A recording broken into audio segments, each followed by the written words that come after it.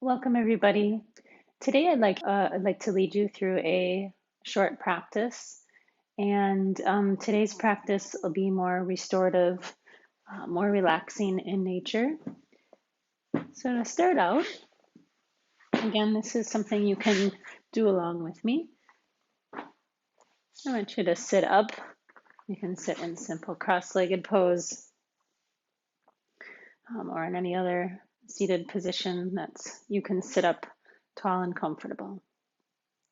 Allow the legs to relax. Lift your trunk up, your chest, your center of the chest up. Release the shoulder blades down and back, and join your palms at the very center of your chest. Keep the gaze straight ahead, and close your eyes.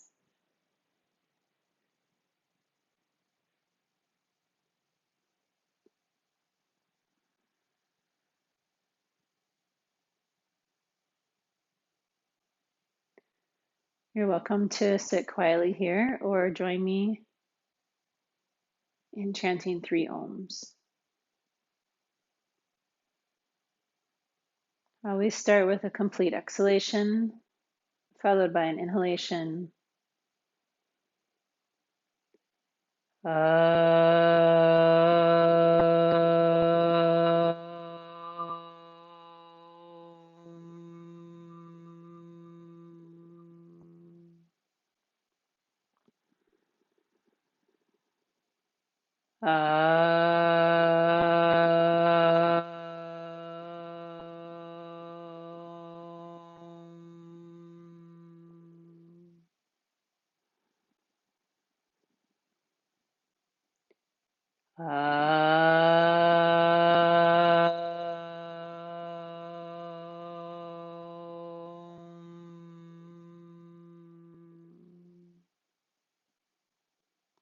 After a complete exhalation, inhale, lift up the breath up into the chest, towards your hands, and with an exhalation, release your head towards your heart.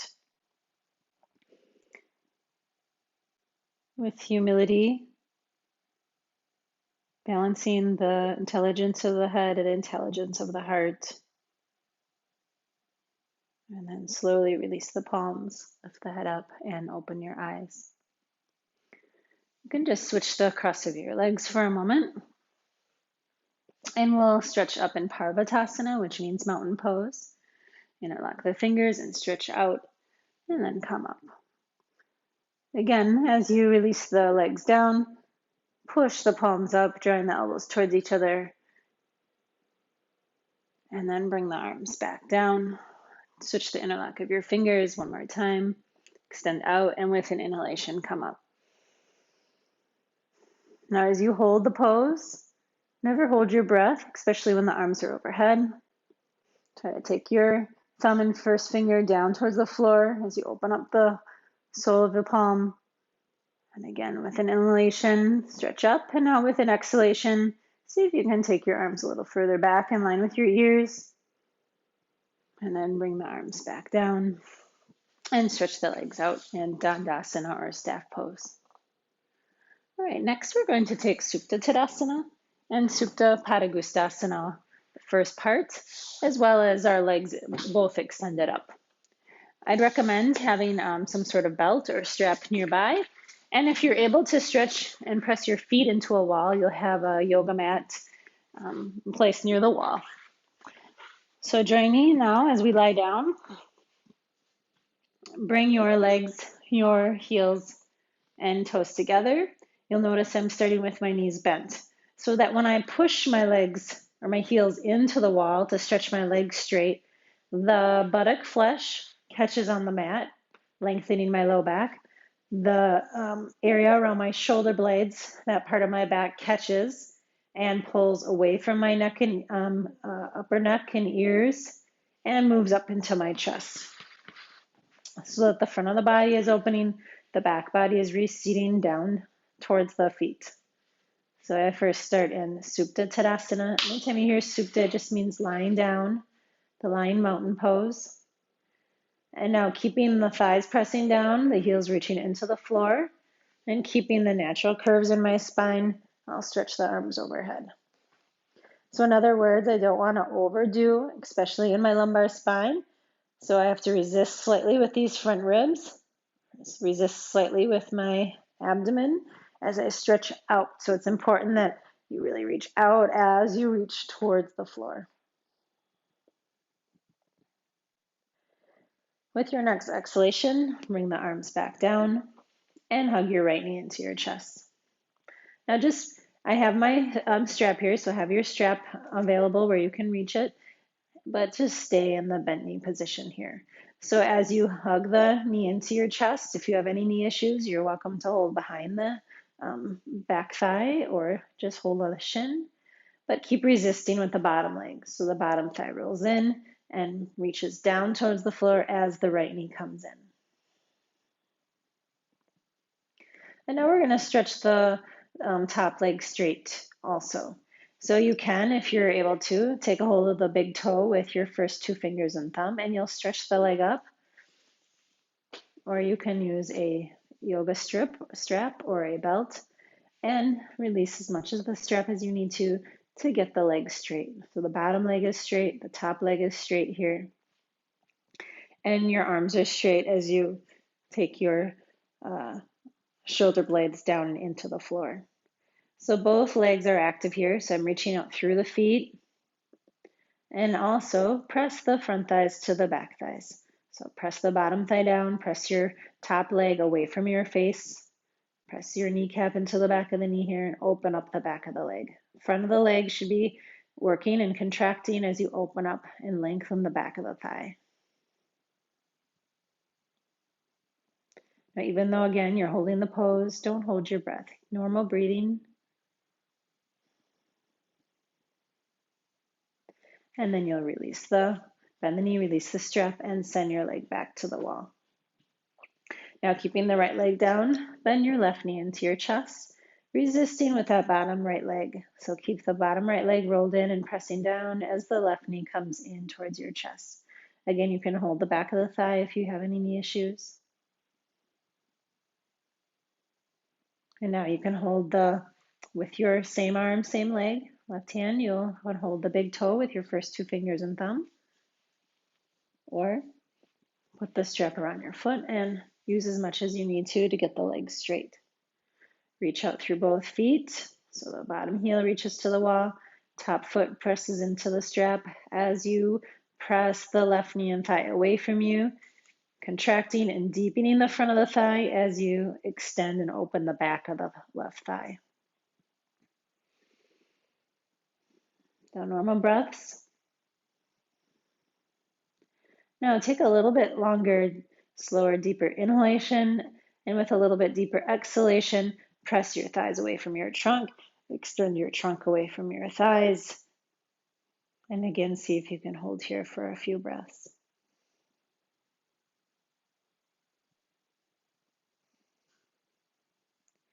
And then bend the knee, release the strap, and now hug both your knees into your chest for Supta Pavanmukhatasana. So as the knees come into your chest, they press or help, this action hollows out the abdomen. The abdomen naturally recedes towards the spine, and there's length in the back waist. This brings a quietness, not just to the abdomen, but to the mind, to the brain, to the breath.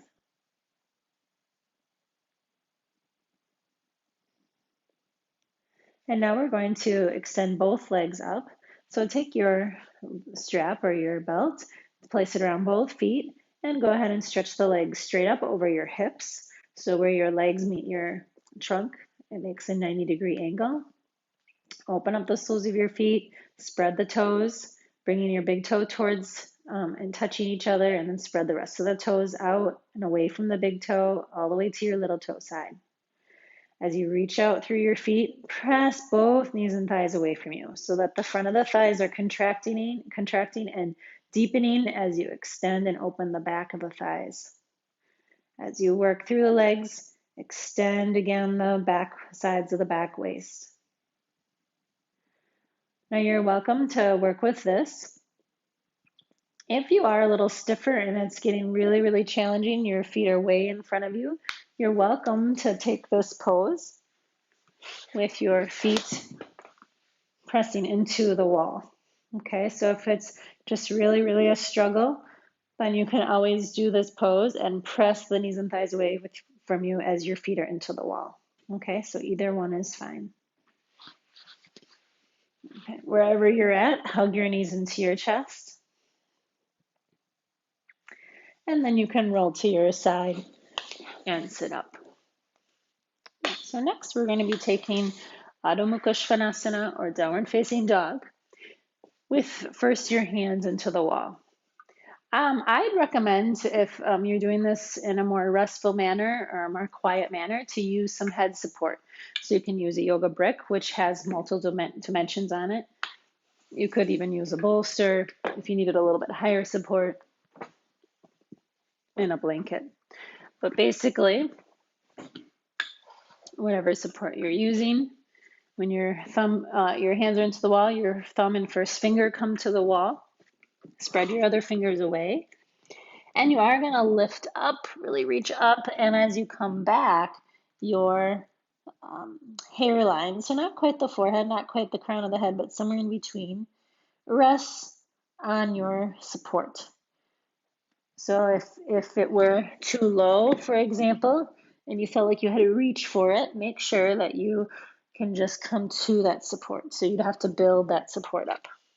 So find the necessary support so that it's not pushing into you, but you're not reaching for it. And on an exhalation, reach up, stretch up from the wall, up into your arms, up to your hips, reach from your legs, your feet, your legs up to your hips. And with an exhalation, come back, rest the head. And now, even though you're holding the position, the arms and legs are still very active. So you have to reach back through your thighs, just like we did in the last pose. Press the front thighs to the back thighs. Press the kneecaps back, the shins back, and also continue to pull up through your front thighs, your inner thighs. Reach your hips up and back.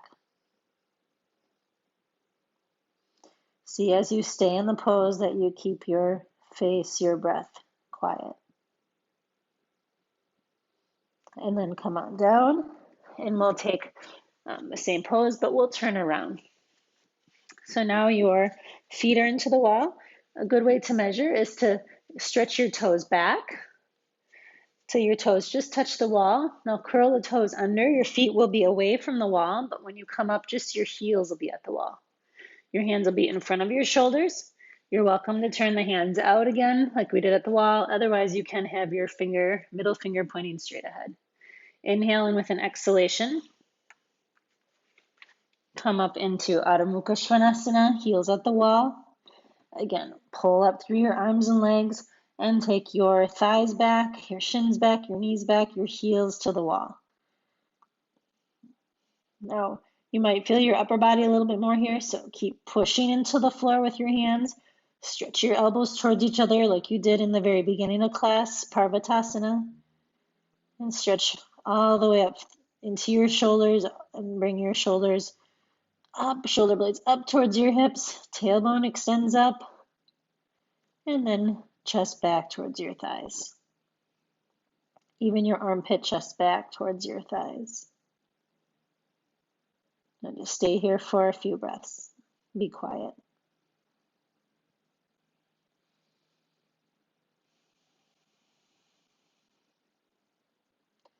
And then you can come down and rest in Adho Mukha Virasana. So that's the big toes together, knees slightly apart. Extend your trunk through your insides of your legs as you rest your head.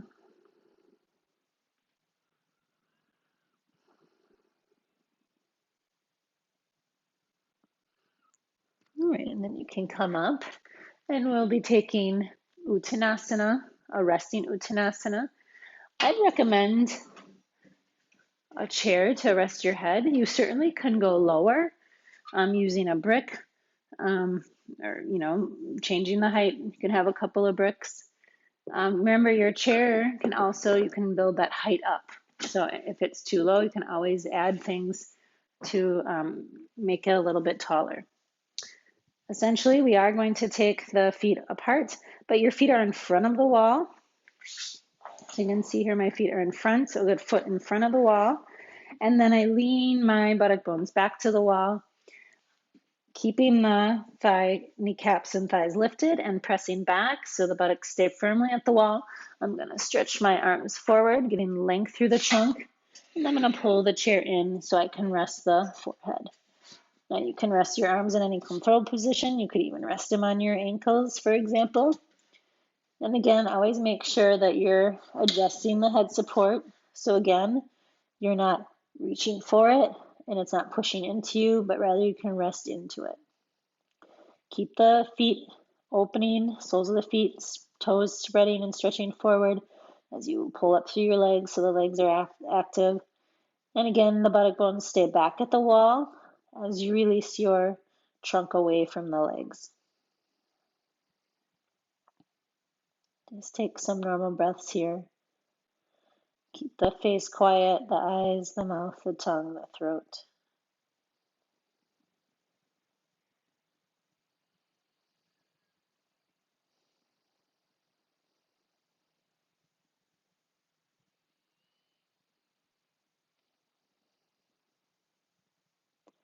And then you can slowly come up to a more concave back position. Look slightly forward. And then inhale and come all the way up.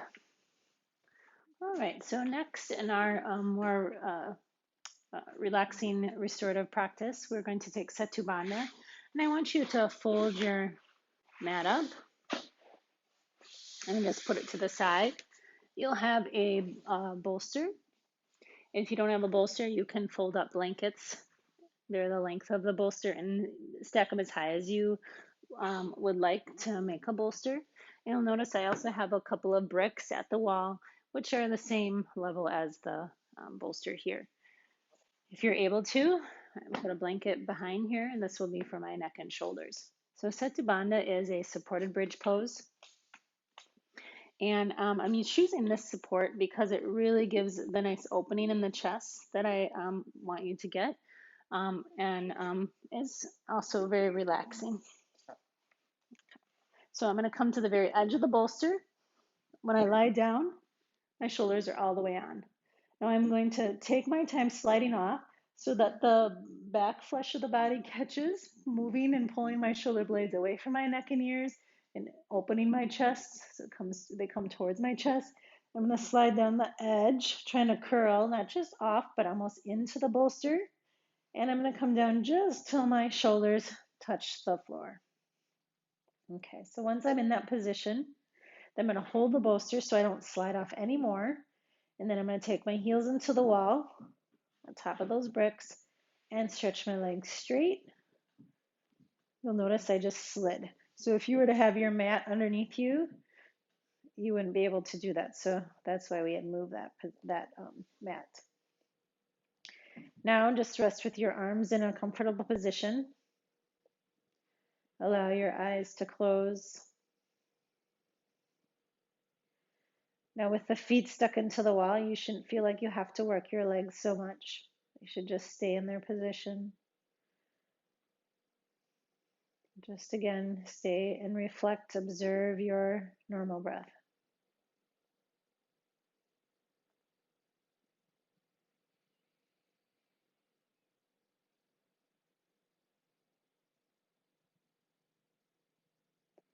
So again, you might notice that as you've carefully come out over the edge of this bolster, the very center of the chest stays open and lifted. And with the head lying on the ground, the brain, the front of the face, the front of the forehead naturally recedes towards that open chest. So they say the intelligence of the heart is in the very center of the chest. The intelligence of the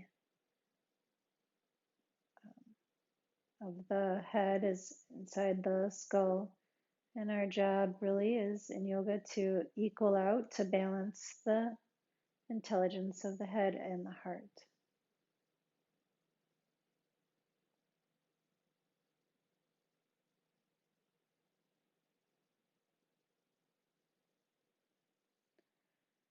So oftentimes when we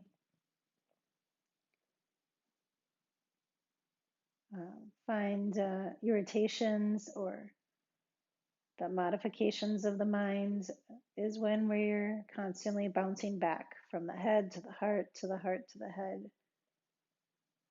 But see if you can't make that bouncing more of a continuous flow, as if it's a circle that flows from the head to the heart, from the heart to the head, and that the cycle with every inhalation and exhalation continues to flow in that manner.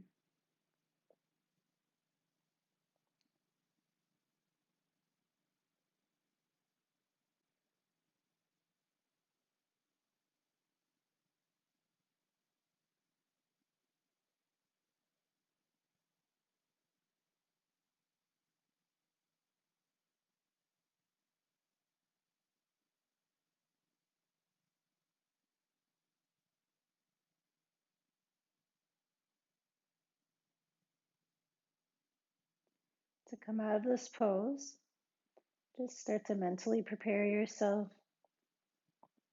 You can start to open your eyes and then gently bend one leg at a time, bringing your feet flat to the ground. Now lift away from your support just slightly. You can push the bolster blankets towards the feet, towards the wall as you come down and rest flat. Just wait here for a few breaths. And now you can roll to the side and push yourself up to a seated position. Now we're just going to sit in simple cross-leg position like we did earlier. And you can take that blanket you just had for your head and shoulders, place it in front of your bolster, and we're going to come forward and rest your head. Now you certainly, if this is too low, you can certainly get your chair again and bring your chair in front of you or turn around to your chair and rest your head on your chair. This helps to counteract any tension in the back from the last pose. It also helps to relax the brain, the face, the eyes. And then come back up, switch the cross of your legs, and once again, stretch forward and rest your head on the support in front of you.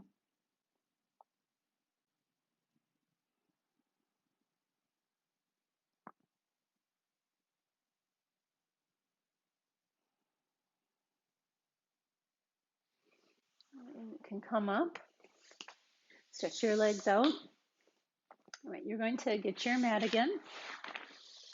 Put some things to the side here. And you can open up your mat for a few seated poses. First, we're going to take Pashimo Tanasana. So Pashimo Tanasana is the intense stretch of the backside of the body.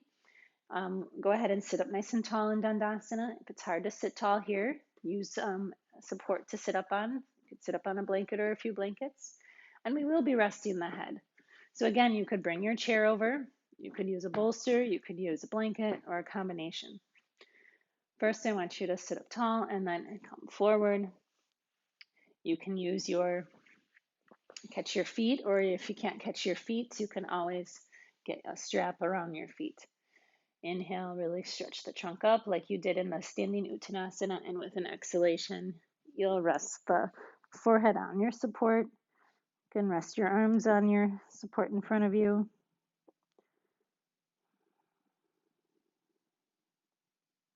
So like we did in that simple cross-legged pose, go ahead and extending your trunk forward, allow your head to rest. Keep your thighs rolling in and front thighs pressing down to the floor. And as you reach out through your feet, pull back through your through your outer thighs, your outer hips to extend your trunk forward and rest your head. Relax across the shoulder blades. Relax the shoulders, the very base of the neck.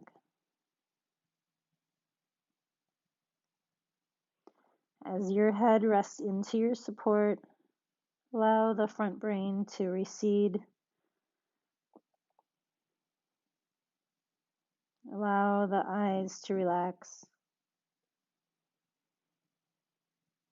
Relax your mouth, your tongue, your throat.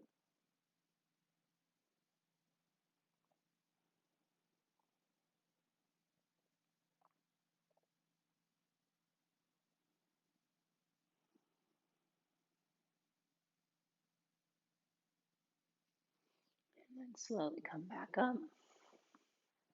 You can put your support to the side. And next we're going to take Upavishta Konasana, or the wide angle pose. I'm going to turn this way. You certainly could stay in your position. And I'm going to show you how you can take your legs wide. And I like using my mat because I can measure that my right and left foot are exactly the same points on either side of the mat. So you're stretching your legs wide. Again, if it's hard for you, if you feel like you're being pulled backwards and it's hard for you to sit up straight, use some support. So you can sit up on a blanket or two and sit up nice and tall. Press again, the front thighs to the back thighs, the kneecaps to the back of the knees. See if you can take more and more of the back of the thighs and back of the knees to touch or come closer to the floor. You can use your hands to help you sit up tall and reach out through your feet. You should be on the very center of the heel.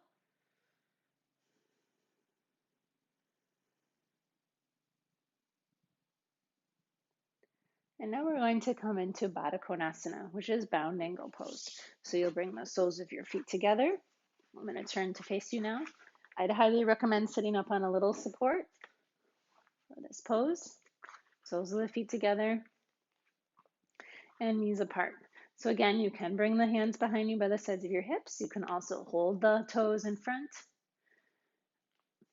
And you want the energy not to be pulling up and coming down towards the hips, but rather extending from the hips out and down. The knees should come out and down, away from the hips towards the floor in that direction as you sit up tall.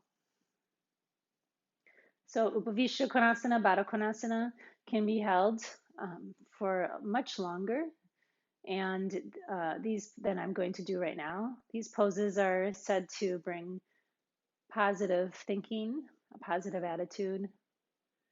They really help to open especially the base of the pelvis, the base of the spine.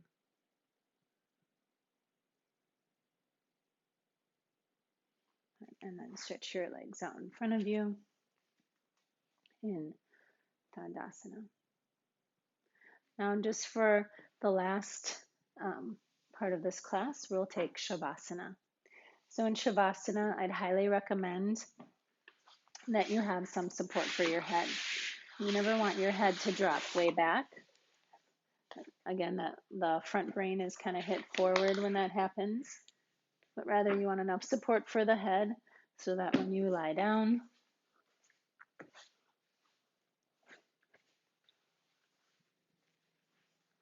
so instead of the head leaning backwards, when you take a little support under the head, and again, it depends on your flexibility or stiffness, the front of the face, the forehead should recede down slightly towards the chest. You can start with your knees slightly bent, lift your buttocks up and extend the buttock flesh away from the low back like we did in the very beginning of class. And then keep that as you stretch your legs out one at a time, starting with your legs and feet together. I just look up to make sure that you're straight, and then let your legs and feet fall out to the sides.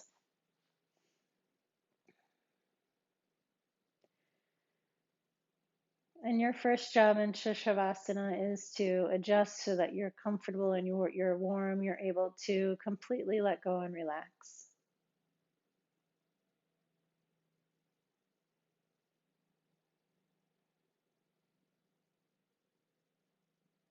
Let go first your arms and legs, your fingers, your toes. Soften the skin of the body, especially the skin of your face, the skin of your eyelids, the skin of your forehead.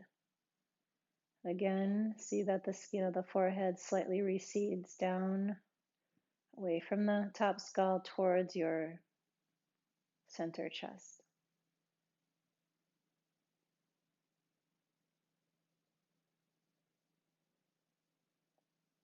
Just focus on your normal inhalation, your normal exhalation.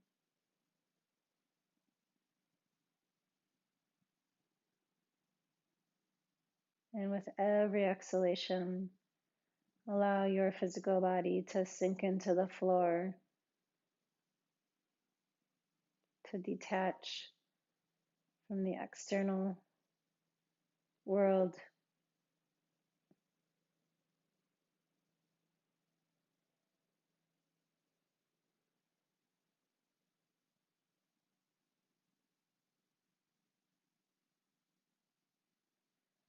Shavasana is really your time to relax, detach, and rest. Whether it's a minute or 5 minutes or 20 minutes, give yourself the gift of rest. Allow yourself to let go of anything you have to do or that you've been concerned with. That will still be there when you're done. In fact, after you've taken some time to rest, you may find some things are not necessary to come back to anymore. The things that you need to attend to will still be there for you. But allow yourself to recuperate, to rest, so that you're better able to handle those things that are yet to come.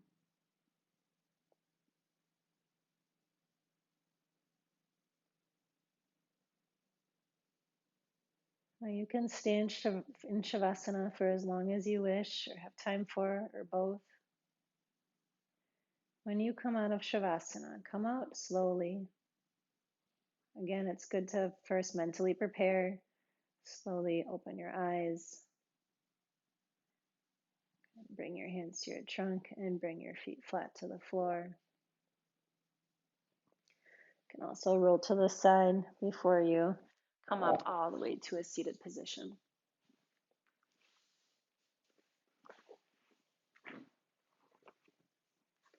I hope that this quiet practice will be helpful for you. Again, with respect, with gratitude for this practice of yoga, for the opportunity to practice. Namaste.